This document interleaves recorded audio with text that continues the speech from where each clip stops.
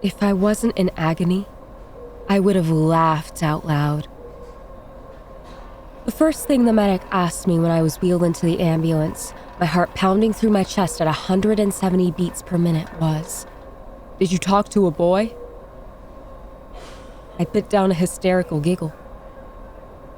But then, I saw her wide, concerned eyes through plastic protection and shook my head instead. How could I have spoken to a boy? I hadn't seen one since I was 12, when half the nation's teenagers were wiped out through hormones. I saw it for myself. I was 11, enjoying a chocolate milkshake at McDonald's for my friend's birthday. We all began to sing happy birthday, but I was distracted by a sound behind me.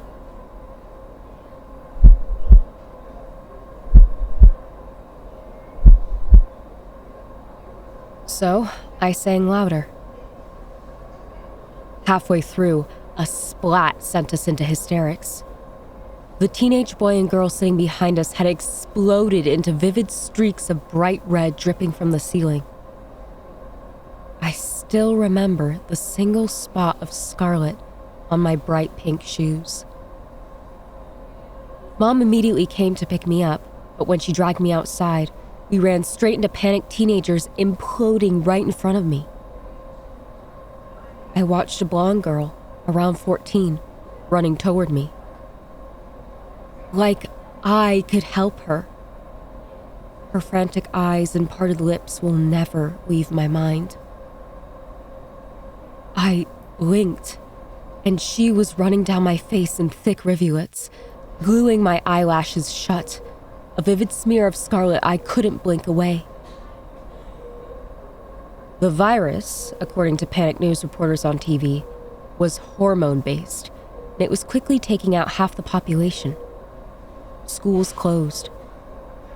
Even mine, when a 13-year-old had apparently succumbed. The government didn't know what to do with the rest of us, preteens. They tried drugging us, but kids were still exploding. So, when I was 13, I was sent to an all-girl compound. They were built on their side of town, boys on one side and girls on the other. I had spent the last 4 years at a labor camp disguised as a rehabilitation compound. Despite their attempts at separating us, however, kids were still dying. It really was a mystery to them. My heart rate was at 170 because I had been on my feet for 12 hours straight. That's what I told them, at least, as they strapped me to a bed, wheeling me through plastic sheeting. A young-looking nurse checked my heart rate, her eyes widening. The nurse was maybe 5 years older than me, which made her a teenager when this started, and part of the 1% that made it. I wondered how she survived. Jenny. She took a reasonable step back. The nurse was nicer than the others.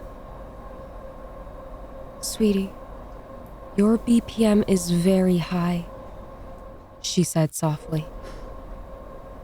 You know what that means. I didn't flinch when she already started laying down plastic sheeting. Is there anything that could have triggered this? She asked, injecting me with what I guessed were beta blockers. I heard they were a last resort. Have you? She leaned in close, lowering her voice. Jenny, have you seen or spoken to a boy? I bit my tongue, staring down at my camp uniform. No, I whispered, and on the screen next to me, my heart spiked. I could see the dizzying blur of red lights flashing on the monitor. The nurse sighed. She didn't speak, only rubbed my arm reassuringly. if you're still here when I come back from my break, we are going to talk." That was the response I expected. I was already in the danger zone.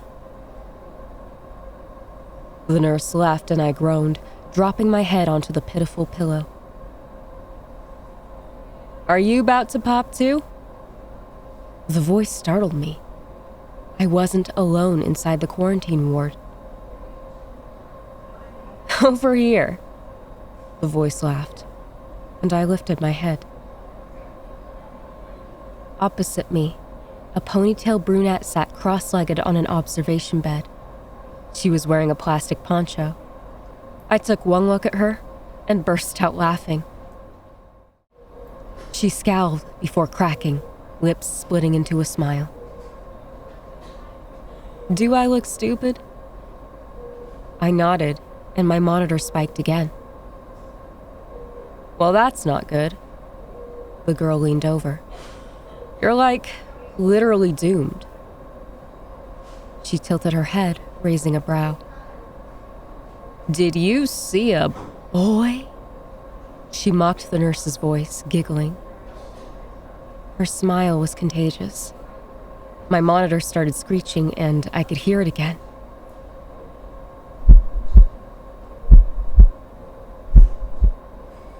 But this time, it was my own heartbeat.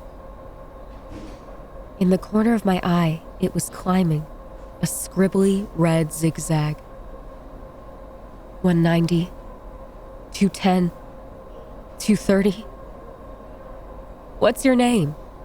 the girl asked. 300.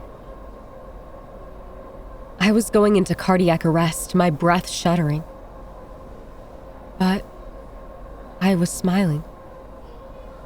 Somehow.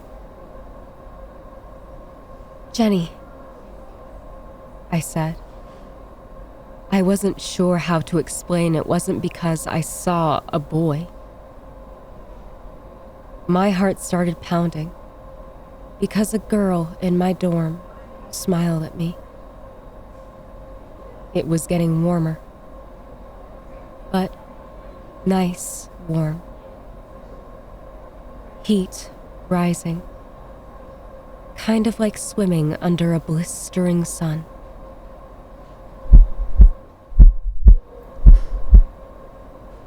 I smiled at the girl and closed my eyes. "I'm Jenny,"